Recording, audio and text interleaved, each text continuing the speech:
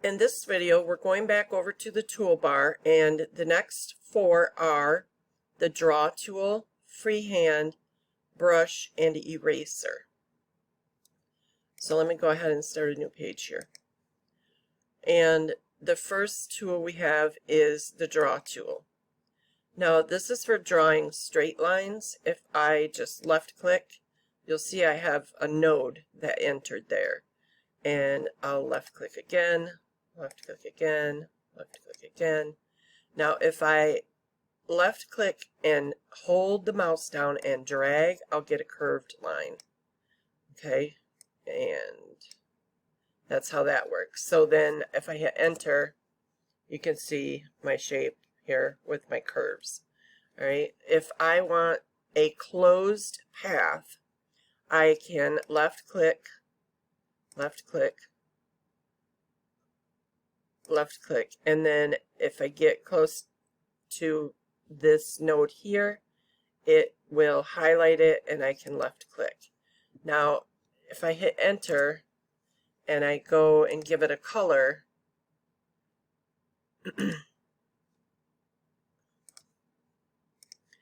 you can see it didn't fill. Well, if I zoom in here, that's because it did not close. I don't know if you can see that or not. Let me get really close. I can actually use my zoom tool here, right? So it didn't close. So I can go up to path. Well, let me select it first.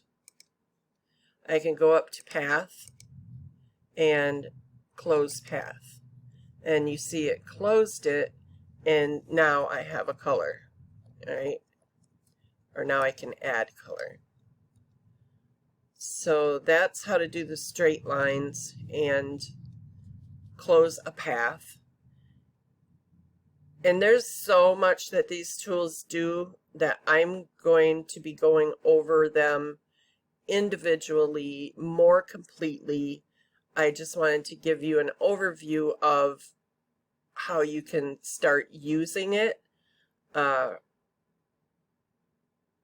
then in future videos, I will get more into the tools and what you can use them for and so on. All right, so let me go ahead and select all of this, and I'll go ahead and delete it. And then we're in the Draw tool here. Okay, so you have options up here as well. And like I said, I will get more into those after I get through the overview of the tools. So then the next tool that we have is the Freehand tool. So this, you can left click and just draw freely, okay? And if I give it a fill color and I don't have any color, again, make sure your outlines is not checked here. I can go to path, close path, and it will fill with color. All right, so with the Freehand tool here, if I have some smoothing options here. So if I type or left click and draw, not type, the letter S, and I'll go ahead and do that twice. Now this is at 52% smoothing, so let me go ahead and change that to 0 and do it again. And you can see how shaky that is. And then let me go ahead and delete this one because we don't want to get, I don't want to get mixed up here. Okay, so then I'm going to go back to my Freehand tool, and I'm going to change this to 100. It goes from 0 to 100. And then I'm going to draw another S. And you can see how much smoother this is. Of course, it wasn't up here, but let me try it again. There we go. you can see how much smoother this one is than what this one is at a 0. Okay, there's a lot that you can do with these tools, but that's the overview of the freehand tool and the smoothing. So I'm starting here on a clean page. One more thing I wanted to show you was that I'm going to just go ahead and drag and drop this image in here. And yes, that's nice, right? Okay, let me go ahead and zoom in. And with the freehand tool and the brush both, you can trace images. So continuing with the freehand tool with smoothing at 100, I can left click and drag this along. Now I have a shaky hand, so see I'm way out of the lines. But anyway, you know, that's what it does. So, and the line is pretty smooth, actually. Right? So if I go back to the freehand and I draw this pocket here, it's hard for me to draw with the mouse, especially since I have such shaky hands. But, you know, now what the smoothing did on this was totally did not get the shape right. So let's delete that and let's go back to the freehand and let's change this to about 50 and see what happens. You just kind of have to play around with these tools, guys, and figure out how they work for you.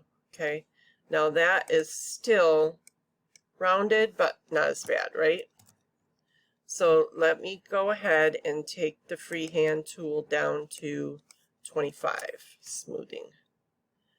Now you would think that the smoothing doesn't have anything to do with the shape, just should smooth the line that is drawn. But, you know, maybe I'm not drawing it correctly. But I know I didn't draw way out here. So maybe the brush tool would actually be better for this. So let's move on to the brush tool. And here we have size options as well. So, and you can see that there's like a little black ball at the end of my cursor. So if I draw the shape with the pen, with the brush, sorry, then I have a closed path that looks much more like the pocket. You know, not exactly, but I never said I could draw with a mouse. So, okay, and then you can do so much with these tools, and I will get into those in a future video, I promise you. I just want to give you an idea of how these tools work, and then you can play around with them yourself and see what you come up with.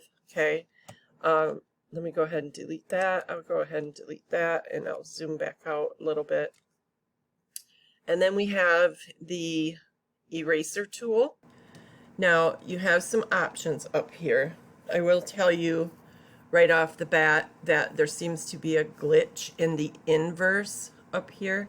I will show you how it's supposed to work, but you'll see it's not working properly. And it was reported, so before the software gets released, that should be fixed. Okay, so in my eraser tool, I have a circle or a square. I have the size of my circle, so I can lower that down if I choose. Alright, it can get pretty small.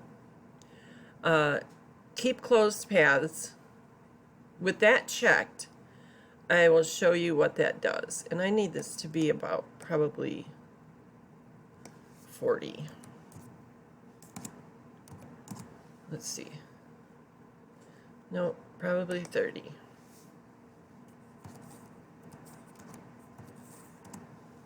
Yeah, that's better.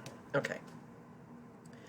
All right, so with this keep closed paths ticked, if I draw a line through here and then I uncheck that and I draw a line through here, you can see this changed. But if I go to my preview, because they've obviously both changed, you can see that this is now a closed path, this shape and this shape, okay? And it's going to cut like this. This one, however, is not a closed path, and it is going to cut this way, all right? So that is the difference between the closed path and not closed path. And it works the same with text, obviously. You have closed paths here, and here you do not, right? Oh, let's close this, and let's go back and tick that. All right, so if I click here, it erases. It puts holes in the shape there. I can do square if I wish. All right, I can resize the circumference of the circle or the size of the shape. Now, if I click inverse, this is, let me go back to my circle. This is what doesn't seem to be working properly. If I left click and drag over this, it is supposed to actually erase that hole, and it does not. But if I keep going here, you'll see that it did this one. And was it because I got just barely on the outside of that? No, because like that just erased, okay?